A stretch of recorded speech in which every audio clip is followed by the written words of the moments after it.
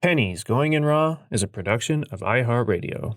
The opinions expressed in the following podcast are for general informational purposes only and are not intended to provide specific advice or recommendations for any individual or on any specific security or investment product.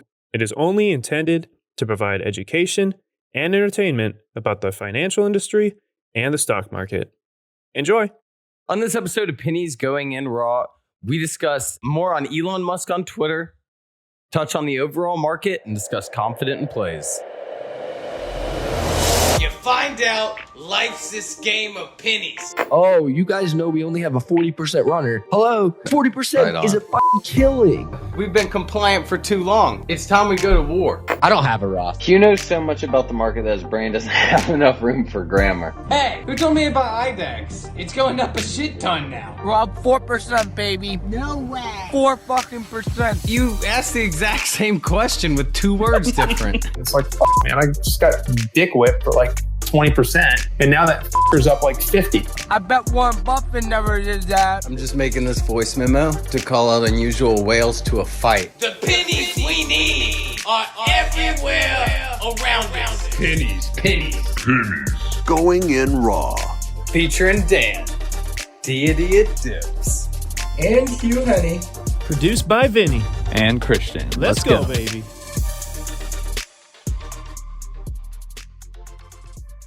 Welcome back to another episode of Pennies Going in Raw. Today's Easter, April the 17th. We're recording this on Friday, Good Friday, the day the market is closed, so we will not miss anything, hopefully.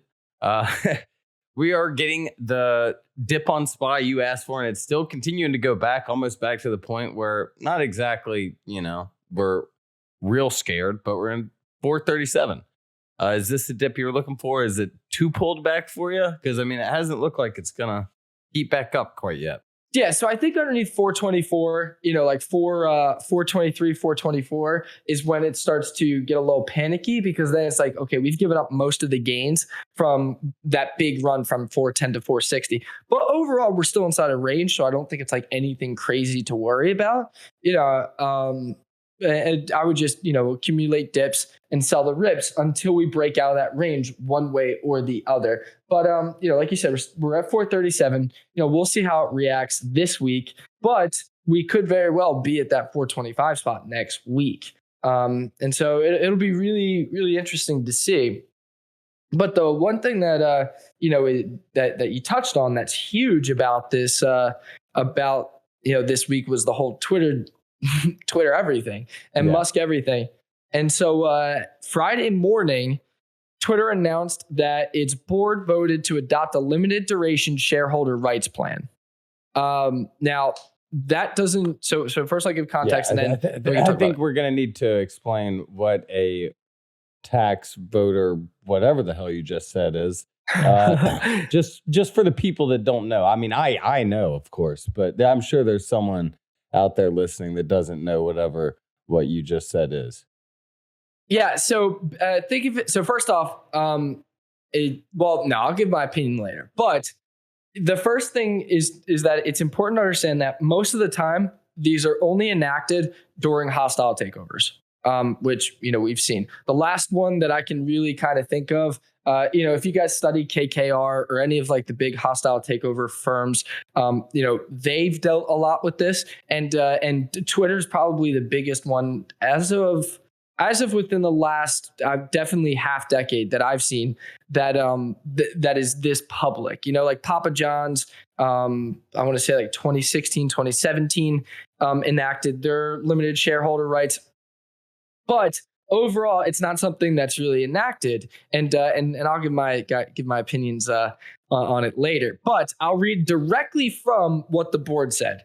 The rights plan will reduce the likelihood that any entity, person, or group gains control of Twitter through open market accumulation without paying all shareholders an appropriate control premium, or without providing the board sufficient time to make informed judgments and take actions that are in the best interest of shareholders. That's going to be important later, okay? Just remember that line, the best interest of shareholders. It continues with, under the rights plan, the rights will become exercisable if an entity, person, or group acquires beneficial ownership of 15% or more of Twitter's outstanding common stock in a transaction not approved by the board.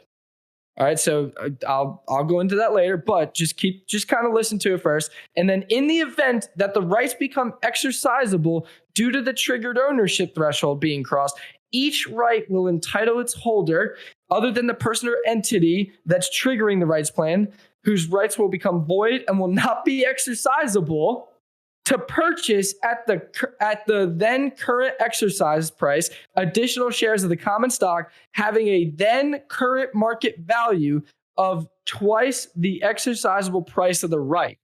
The rights plan will expire April 14, 2023. So 1 year. So what does that mean? Dude, you're fucking asking the wrong guy. So this is so for anyone that lives underneath the rock, Elon Musk is trying to acquire Twitter, or he put in a bid, let's say. So he bought about 9% of the company inside the open market. So what I mean by that is that he didn't go to the board and he didn't do a private transaction. He literally just went to his broker and said, I want to buy 9% of Twitter. And he just openly accumulated inside the open market. Now, then he put a bid for the entire company at $54.20. Okay. And he said a few things along the lines of that this will be his only offer, that if rejected, he will have to reconsider his position and could potentially sell all of his shares. Now, when we think about this from a float perspective, if 9% of the open free float of the company gets dished onto the market, that could what's what I'm looking for here? That could make a dent in the stock price. It comes down to simple supply and demand.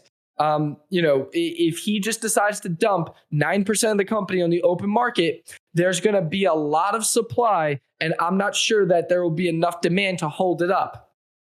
No, that bitch going to 35. Yeah, honestly, if he decides to, but same thing like when he was dumping his Tesla shares, you'll feel it in the stock when he's selling. Like you'll know it'll be if he doesn't do it over a course of really months, yeah. And he decides to do over months, then he will artificially drive down the price of the stock. And so what the Twitter board was doing is that they rejected his plan. Now, Musk has been super critical of the board. To give you a little bit of insight, Twitter, he believes that Twitter is fairly is not even the correct word. He believes that Twitter is being completely mismonetized, that they are way overvalued for the way that they monetize, that they're misusing their platform, and also he cares about free speech a lot. He believes that he put in a petition for like someone like Donald Trump to get his Twitter account back. So there's a few things going on here, from not only the company standpoint, but a free speech standpoint. So he offered 15% over what the current valuation of the market cap was, which again was $54.20 per share. Now they rejected his offer, and they basically told him that at first it seemed like they were trying to get him on the board. Now, when you join the board of Twitter, you're not allowed to own more than 15%. But as we talked about 2 weeks ago, we thought that he would reject his board seat because he wanted to own a higher percentage than 15%. Because Musk understands that if he only has one board seat, basically the company, he doesn't really control the company. He might be able to, we talked about how he might be able to swindle, or he might be able to influence a few of the board members, but overall, theoretically, he would only be a small percentage, where obviously if he takes the company private, it's a much different story. So what Twitter did is that they came together and they are basically now in defense mode. So they enacted the shareholder rights plan. Now, inside the industry, and if you guys look this up and you guys have some time, look up the poison pill. Now, The reason that they call it the poison pill, and the analogy that I'm going to use is that similar to if a prisoner of war is captured and basically self-induces a seizure. Okay. I don't know, I'm not really like that kind of a scientific guy. So think of it like if he took a pill to give himself a seizure. You know what I mean? How did we get here again, man? I must have missed something. I'm saying that like the analogy of what Twitter just did. Okay, sorry, it's an analogy. All right, so this isn't a real pill. Okay. Is if a prisoner of war basically self-induced a seizure. Now, will this prisoner of war be able to give up important information? No. But will this make him less valuable? Yes. Same thing with Twitter. What Twitter is basically saying is that they say if anybody, but obviously, this is a subtweet at Musk.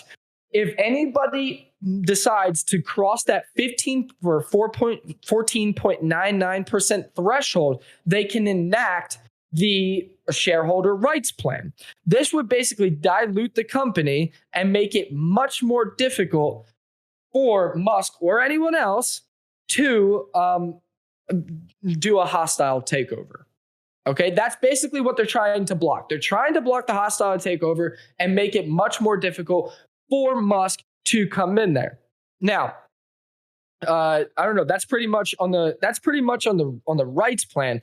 But there's a whole nother side to this, because I won't give my opinion, but I'll give my opinion later. But the other way that this could go is that this could kind of feed into Musk's overall plan, because he was already screaming from the top that Twitter wasn't creating shareholder value or wasn't looking out for the best interest of the shareholders, which is, of course, the entire reason that the board is there.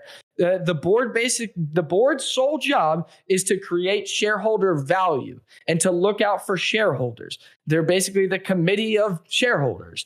And so Musk's whole thing is that they're not creating shareholder value, and of course the free speech bit of this. So there's a scenario here that I was thinking about this morning, where what if Musk truly decides to file a complaint against the board of Twitter, he might have a shot at it. Because one, he could argue that he's been very vocal about what he would do with the company, or that the company is very under monetized. So one, he has a plan, or he at least sees the flaws. Dude, okay? As someone with a good Twitter following, I would fucking love him to monetize it. Maybe $1 a day per follower would be nice. Yeah, that would be sick. So basically, because he's been so vocal about his plan and talked out against the board, he clearly wants to take the company in a different direction. Okay, so that's one important piece. The other important piece is that because of this, he could argue that he is basically, which I'm looking for, that he offered a fair price for his for the company. Okay, and that they're not acting in the best interest of the shareholders by not really considering his deal, or not letting his deal go to a public shareholder vote. Now, of course, Twitter's board is scared, because if it were to go to a public Twitter vote, or public shareholder Twitter vote, that could essentially come down to a popularity contest, which we know Elon Musk is fairly popular among most people. Yeah. So those are the two parts. And then this could kind of be like the last nail in the coffin, where he could say, listen, this is clearly to block my stake. Okay? This is clearly, they're going to make Twitter less attractive. Basically, they're going to make Twitter less attractive just so that I don't buy more of the company. Does that sound like that's creating shareholder value? Especially if, again, he has an argument for that the company's underperforming. Like he could have like a legitimate, kind of argument here. So I think that this will be really interesting to see play out, because typically these things don't really play out in the public as much as they are. But of course, that's where Musk wants it to take place, because again, he is the popular man. And so Twitter's board is kind of inside a pretty big pickle here, as far as everything goes, because if you block Musk, he could take you to court, and again, he might have a viable situation, or it also could not matter what he does. I mean, listen, although you enacted the rights plan, at the end of the day, Musk is probably the richest, one of the most powerful people in the world, and if someone else were to come team up with him, it might not even matter. It's not only just richest, but also like most popular, I don't know like what the consensus of like what people think about him anymore. You know, like 5 years ago, it's pretty much like, Elon's, like 2 years ago, it's like Elon's cool guy, likes cars and stuff and fucking makes memes. But now, I mean, people are like fucking taxes and billionaires and all this bullshit. So I'm sure that's changed a little bit. Yeah, exactly. And so, exactly. And so he definitely wants this to play out in the public. And Twitter is totally because, okay, the other part to this, like the third part to this, is that the market, one thing that we always talk about is that the market deems stable as bullish, and anything unstable doesn't have to be necessarily bad. Just unstable is not good for the market. And so when I say the market, I mean like literally Twitter itself. Unstable is not good for Twitter. Like you don't want that, especially if you have this looming hanging over the head of, hey, if Musk decides to dump his 9%, he could tank the stock. You know, as a shareholder, basically I'm looking at this as, hey, Musk owns 10% of the company. He could dump it at any time. The other part to this is that you're trying to make Twitter look less attractive so that Musk doesn't buy it. As a shareholder, does that really boost my confidence? Probably not really. So it's one of those things where it'll be interesting to see play out. Now, we can kind of talk about, you know, a little bit of our opinions for a second, just because I think it's important. The shareholder rights plan to me is kind of bullshitty. I don't necessarily think it should be a thing, because what you're basically so shareholders could sue Twitter for enacting this, because you're basically preventing a free market takeover. And so that's why I think it's like it's one of those things where a lot of people were talking about how Goldman Sachs is like a $34 price target on Twitter, but they were also the same ones to come in and advise the board on the Musk deal. And so on one hand, you have Goldman Sachs saying, no, Twitter's worth $34, or like that's our price target. And on the other hand, they're saying that Musk offers too low. Like what? This totally contradicts each other, which is really interesting again, because this might play into Musk and his overall hand. He could bring that up. He could totally bring up that the same people that are advising them are the same people that said that Twitter's not worth $35, $40, $50 a share. So that plays into his like whole, this is a fair deal. And so I don't know. It'll be really interesting. It's really, in my opinion, I think it comes down to if Musk wants to pursue this. If he wants to pursue it alone, I think it would be really difficult. But if some not superpower, but if some like powerhead wants to come in and join Musk, I mean, that's when shit gets frothy. I mean, that's when it's like, that's when it's like they could really fuck some shit up. Like, I don't even know who would be Kanye. Yeah.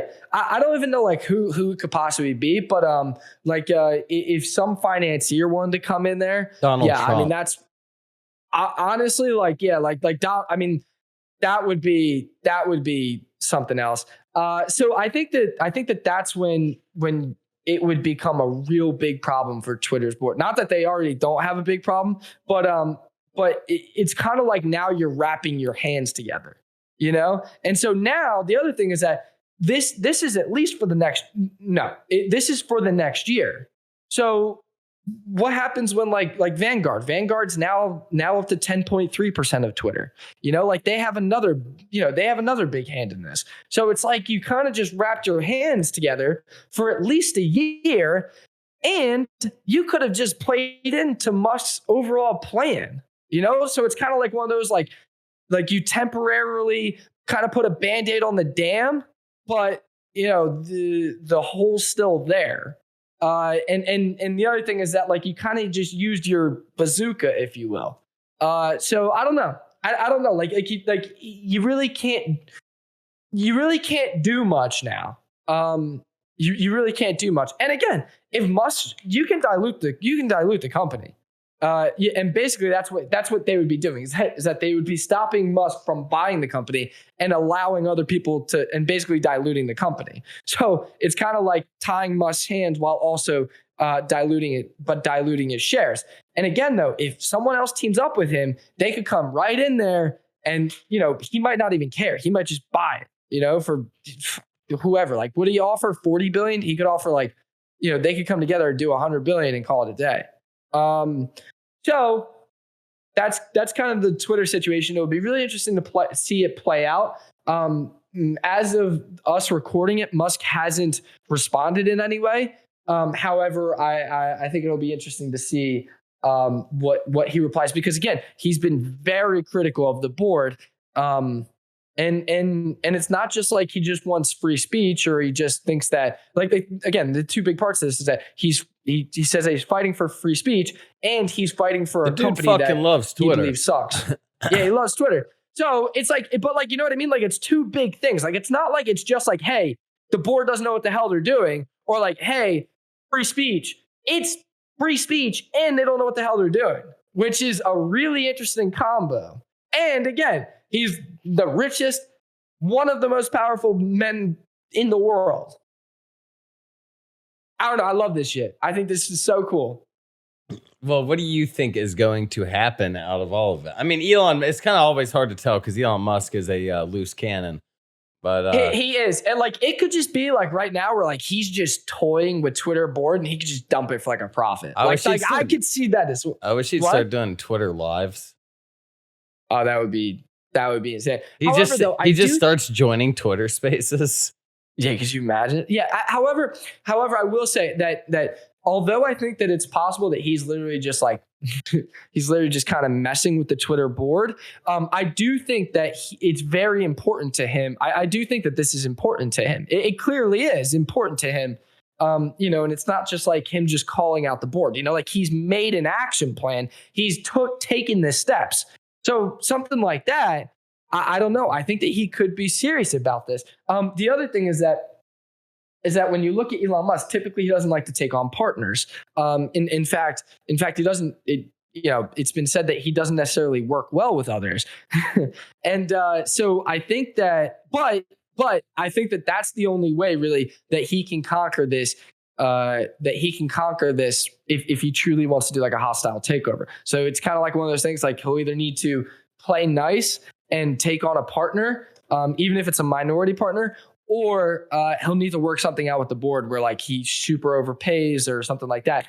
Or the third option is, which again can totally happen, he files a complaint against the board, takes him to court saying, again, what we talked about was that that they're not creating shareholder value, that this should be put to a public vote. And again, that's where it might become a popularity contest. And by public vote, I mean Twitter poll. Yeah, exactly. Yeah. So I don't know. It'll be really interesting, but I think that those are the three avenues right now. And I really wouldn't be shocked to see him probably file a complaint on the board. What do you think Jack thinks of all this? I think he's really counting his blessings that he is not the CEO right now, because this is tough, especially because something like Jack, where he obviously created Twitter. It's one of those things where it's that founder conflict. You know what I mean? Like that founder conflict where it's like, I don't necessarily want to give up what I created, but at the same time, am I creating shareholder value? And that's where, Elon Musk could probably nail his coffin into the ground, because Elon Musk would just argue that Jack just doesn't want to give up what he built. And who could blame Jack? But I don't know. This is just really cool shit. It's like watching a soap opera, unfold inside the world of finance. This is like who is it? Carl Icahn and Bill Ackman on Greenleaf.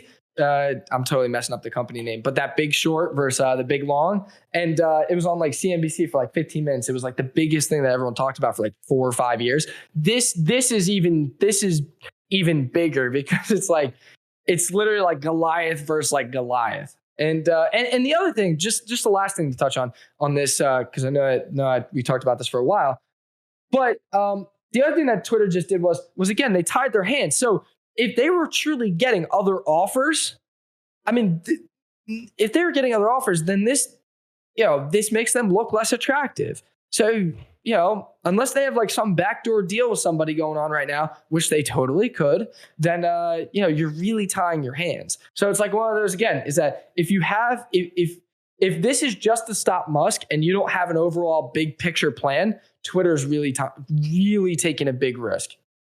All right. So another thing we wanted to talk about in today's episode was confidence being the lock. Confidence being key to having plays that are just killer. Correct. We've talked about your metrics before, but do you want to retouch on having confidence in plays, whether it be day trades, swing trades, because it's going to be different, especially for day trades and swing trades, because I feel like a lot of confidence comes in holding and also where you're buying. You're like, do I want to scale in a little, or am I confident that this is the bottom? Are you throwing your risk reward out the window because you're confident? And then when does that become hubris? Yeah. So confidence definitely comes from building up that win rate, building up, even a profit of padding. One guy that we talk about a lot is, of course, Jason Spatafora, Wolf of Wheat Street. And one of his coined phrases is, I've been living off of $10,000 in the market for 10 or 15 years. I forget exactly what it is, but it's basically like, he put 10 grand in and he's been living off that ever since, because it's all gravy money. The other thing is that I like this quote by the famous Joe Paterno of, PSU, which it made me think of it because he just lost the Super Bowl this year. What do you call it? Because I'm going to the blue and white game next week for them. So I figured that this would be a timely quote. He said, besides pride, loyalty, discipline, heart, and mind, confidence is the key to all the locks. And, of course, locks, stocks, And so I thought that was a really good quote, because confidence really is the key to that financial freedom and to, really unlocking that potential. Because if you have that confidence inside that play or inside that strategy, inside that, and you have that conviction, then that's where you're going to keep that home run trade. That's where that's not just going to be when you just, sell it instantly when you're a little bit green, or stopping out just because you're red. And so building up that confidence is the way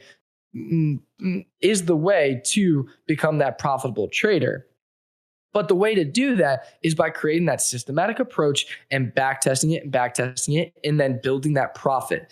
And if you can't do that, then you're never going to create that confidence, which is what's going to lead you to those big wins. So, I just thought that was something going to this week. I feel like a lot of people have had some tough weeks out there, myself included. Even Friday, I gave up like a third of my week. Thursday, I gave up a third of my week. I was having a pretty good week, and I gave up like a third of my week, just being stupid. So it's one of those things where it's like, listen, confidence is key, and even if you're struggling, it's okay. Just keep that confidence going. Don't crumble. All right. Well, we'll just talk about what do you think was the main cause of you giving up your week Friday, aside from it, just obviously the market was down, and I'm sure take into account your SPY calls probably went down a good bit. But But what do you think caused your main issues? I had a good week up. I mean, I had my calls. I sold Thursday, Friday. It was a little red, and then I also withdrew an absolute dickload for taxes. So yeah. Yeah, I think part of it was like I got in my head a little bit about that, and that's why I really thought that confidence quote was good, because I think that I got into my head a little bit about the tax situation, and just like having to withdraw that. And then the other thing is that I definitely let me say, earlier in the week I had some really good trades that like I didn't let continue, and so I was taking profits so early. And I was like, all right, let me size up on Friday. Let me let it go a little bit. And then it was like my first 2 trades off the bat were terrible. And of course I sized up. And so then it was like, I was just trying to get bigger, not get bigger, but I was trying to make that back. And then I went down more. And so it was just one of those things where it was like, I didn't have that confidence early in the week to size up. And then I sized up and clearly things weren't working for me and I should have walked away. And I didn't. And I ended up giving more back. And again, it comes back to that, like, I shouldn't have sized up because I was too much in my head about the tax, about having to withdraw for taxes and stuff like that. So, it is what it is.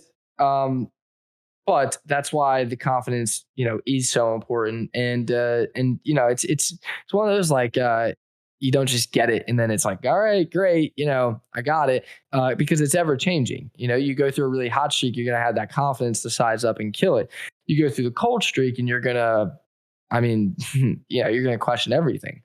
So it's one of those things where it's like, it's kind of like a push and a pull constantly, gas and brake, seesaw effect. But I felt like that quote was really important, not only for the episode, but also for myself.